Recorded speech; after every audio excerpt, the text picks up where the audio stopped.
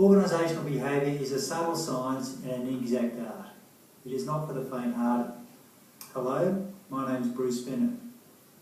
In the following 4 video clips, my highly credentialed colleagues will explain how the Keys Consultancy team can help NCU to map the mind, engage the senses, explain fame, share glory, and construct your own future.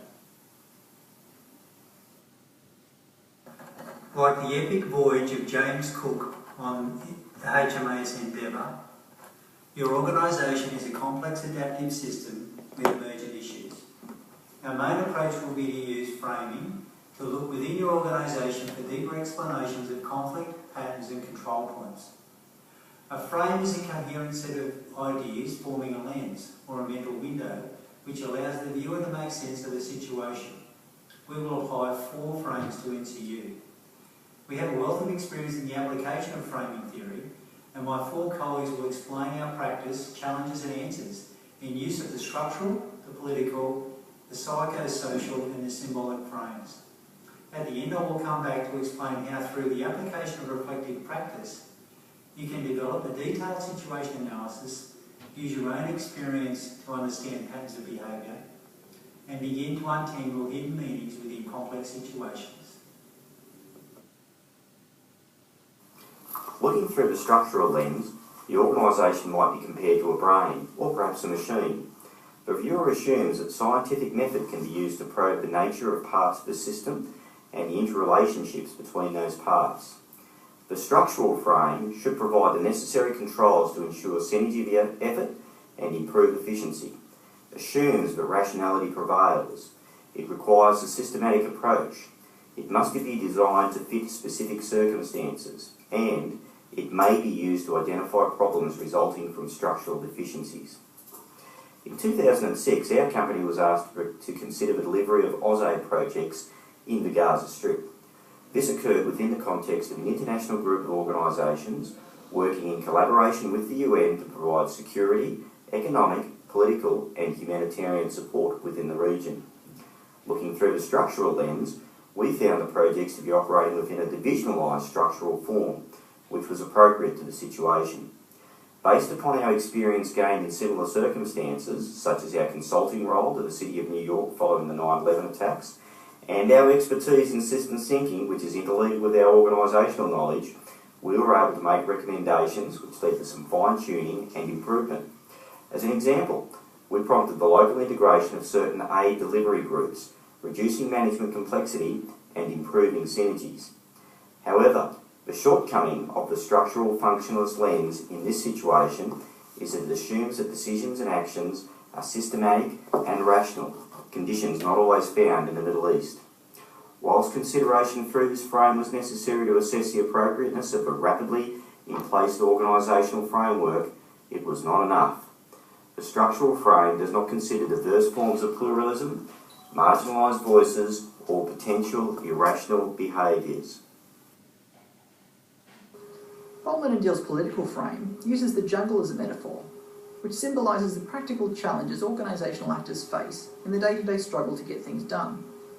This way of examining organisational behaviour recognises that coalitions form within organisations and that both individuals and coalitions compete for scarce resources, which brings about conflict. Bargaining, negotiation and the exercise of power become critical in ensuring groups have sufficient resources to achieve their goals. The political frame considers measured conflict to be a way for organisations to become more responsive to change and to stimulate innovation. This frame is closely aligned with Jackson's emancipatory paradigm, which is concerned with revealing how the misuse of power can alienate organisational participants. It's difficult to observe organisational politics in action, but the results of exercising power tend to be visible, particularly during internal resource allocation negotiations.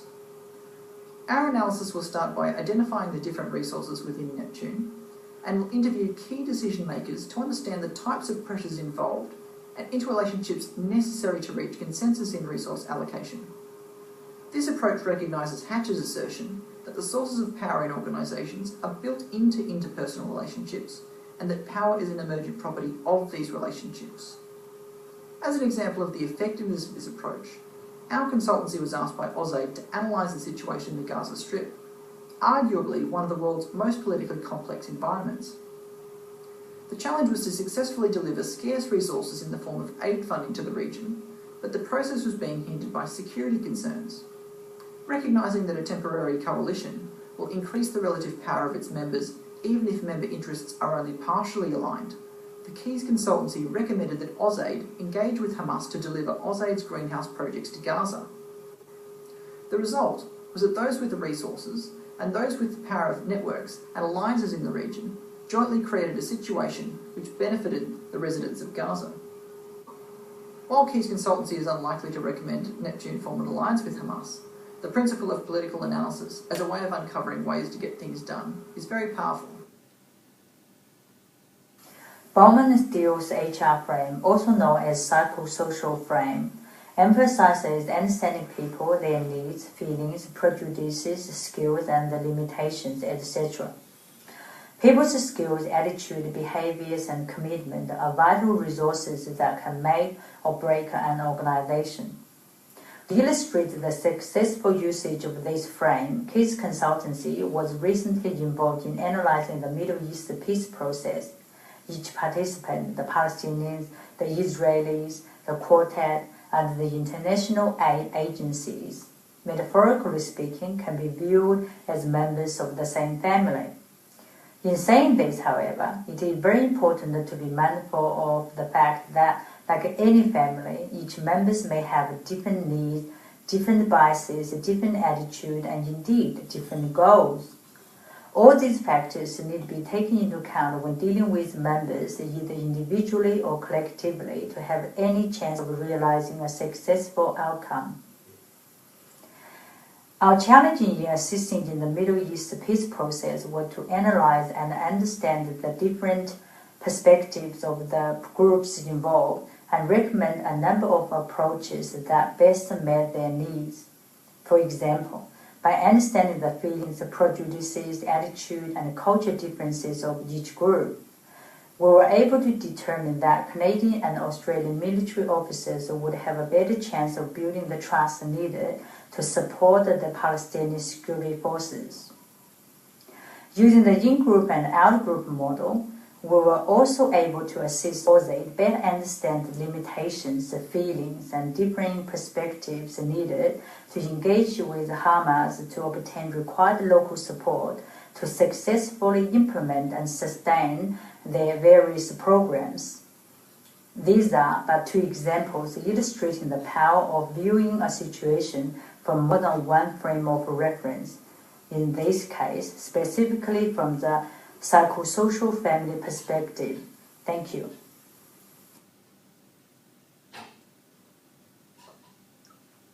Now I'd like to take you through the symbolic or cultural frame. This frame or lens considers the groups that form in the workplace from the perspective of meaning. Through this lens, it's not what happens that's important, but what it means. People create symbols to resolve confusion, to create simplicity in their lives, including their world of work. And the question is, do the biases upon which these symbols are built serve to perpetuate or align with maximising organisational performance within a globally integrated enterprise such as NCU? So what does it mean for NCU? Well, we know that through our work with other government departments, Foreign Affairs and Trade, particularly AusAid, in working with the security sector, that NCU will reflect emergent characteristics founded upon a number of groups and the related biases within these groups, their cultural attributes, and the values that may or may not align with corporate public policy, or indeed NCU's strategy. Understanding the symbolic frame can be a powerful tool in understanding how NCU is likely to approach tasks and goals, to manage change, or to implement organisational strategy. With increased awareness of the cultural dimension of your organisation, you have the opportunity to contribute to its evolution and improve your decision making.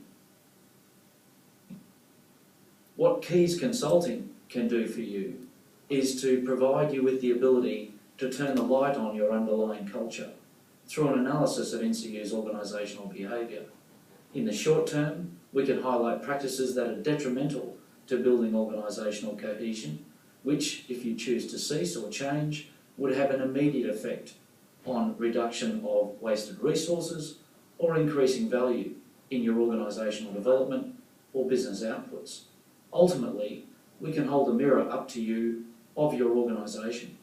We can mentor your executive through tried and tested methods that can improve the health of organisational culture, should they choose, and achieve better strategic line of sight between culture and strategy. Notwithstanding, from our ongoing contact with previous clients, we appreciate the most powerful insights to be derived from what you see will come from yourselves, and Keys Consulting can get you there. Thanks. At our initial consultation, we can also explore the possible application of complementary theories for NCU.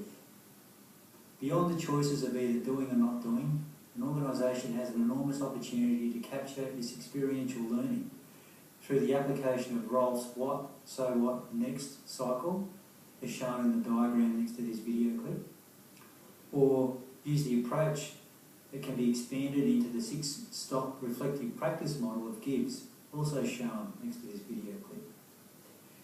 Will you please call if you are unable to make our appointment on Thursday, and if my line is busy, please call again.